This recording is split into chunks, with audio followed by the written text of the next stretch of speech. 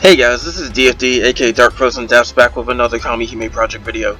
Now this one is a bit of a sneak peek, so things may change, but this is just a quick little glance over, given all this stuff that's, well, not all, but a good handful of stuff that's been added to the DMM side. So if the game happens to live that long, because games on Nutaku don't usually live as long as the ones on DMM, but stranger things have happened.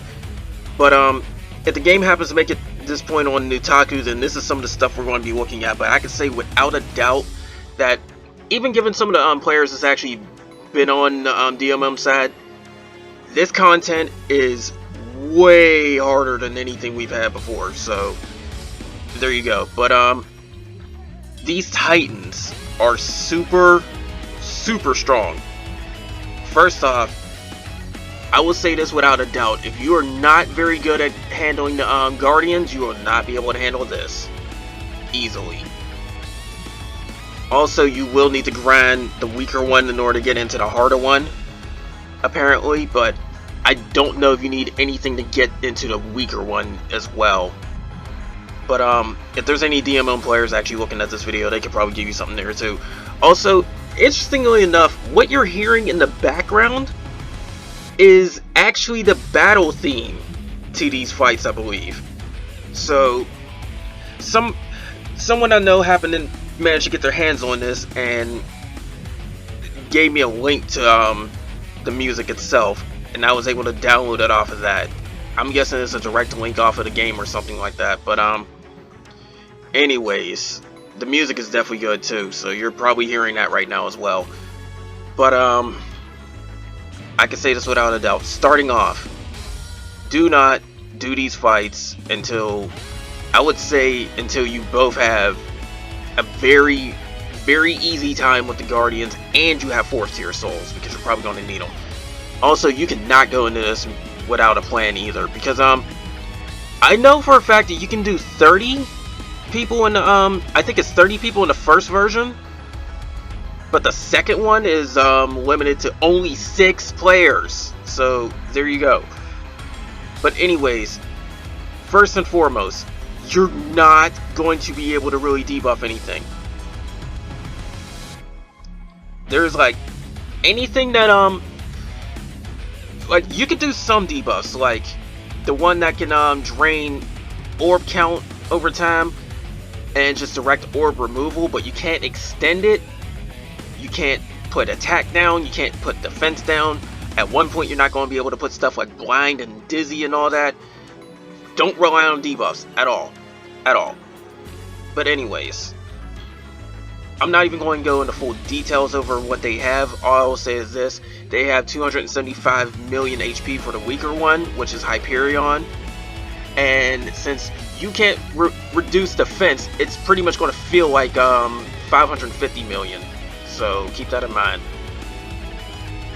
And on top of that, the damage it's going to do is actually pretty up there as well. It's even got different attack patterns based on what its HP is at. This is why you see so many different enemy bursts and all that too.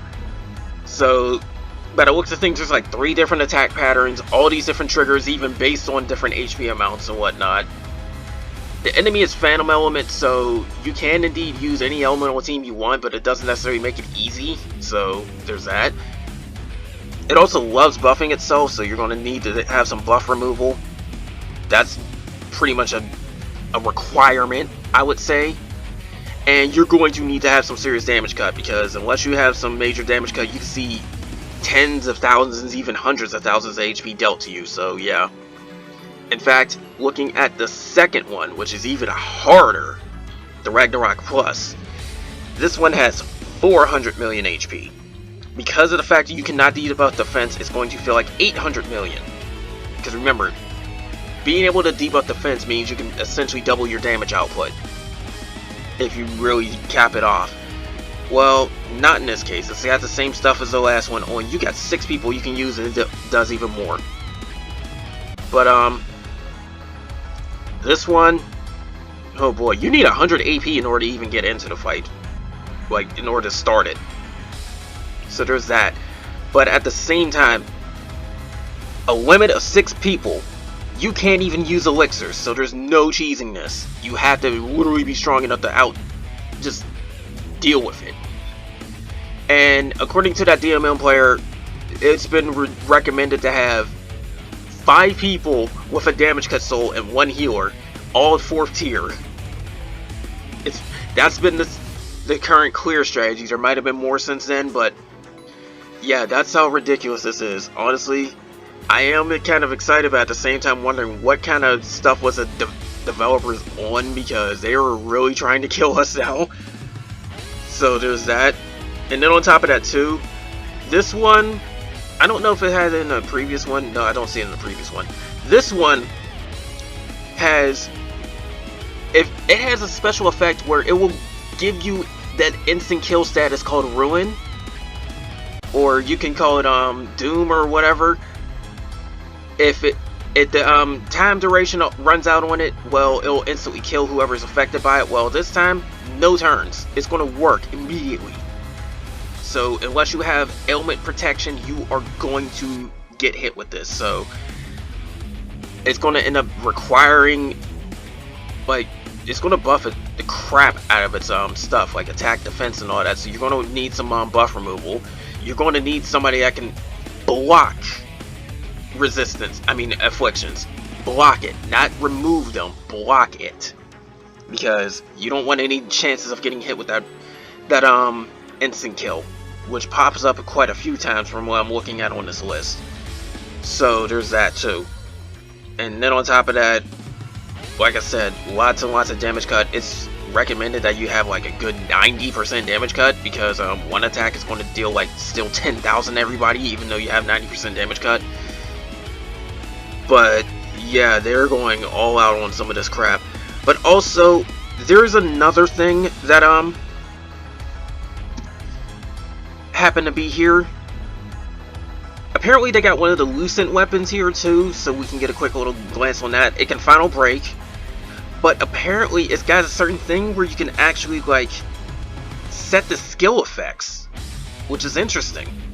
Some of these skill effects include increased resistance, or increased damage, or you get special effects on certain things like burst or ability damage. It's a lot. It's a lot. But anyways, that's all I got for this, because like I said, this is just a sneak peek. I can't really go into full details because I don't fully know everything, and the wiki's still getting updated with some stuff, but there's quite a bit of things to look forward to. All I gotta say about that. But anyways, that's all for this, guys. More of this is definitely going to come soon, because I'm interested in this. I'm pretty sure others are too. But like I said, that's all for now, guys, and take care.